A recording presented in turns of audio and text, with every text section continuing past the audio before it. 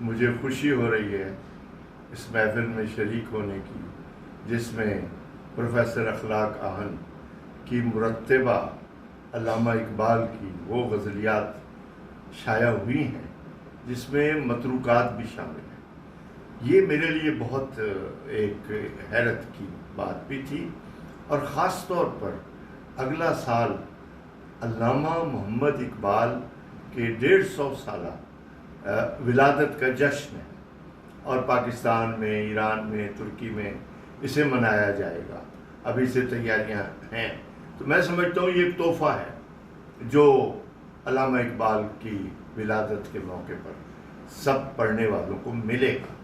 اس میں جو اہم بات ہے کہ ایک تو یہ کہ یہ غزلیات ہیں صرف، اور ان کو ایک الفابیٹ کے ذریعے سے، الف بے کے حوالے سے مرتب کیا گیا ہے، تو تحقیق کرنے والوں کے لیے بھی سہولت ہے۔ لیکن اس سے زیادہ جو بات حیرت کی ہے وہ اقبال کی وہ غزلیں جو کہیں اور نہیں ملیں، وہ بہت کمال کی غزلیں ہیں۔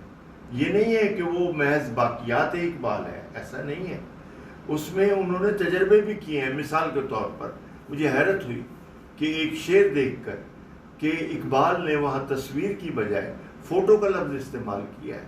اب آپ دیکھیے، کہتے ہیں کہ کام بلبل نے کیا ہے مانیو بہزاد کا، برگے گل پر اس نے فوٹو لے لیا سیاد کا۔ اب یہ ایکسپریشن اقبال کے ہاں پہلے نہیں محسوس ہوتا۔ تو اب دیکھو، مصور، تصویر، یہ سب استعمال کیا ہے اقبال نے، لیکن اب آپ یہ دیکھیں کہ وہ کس طریقے سے۔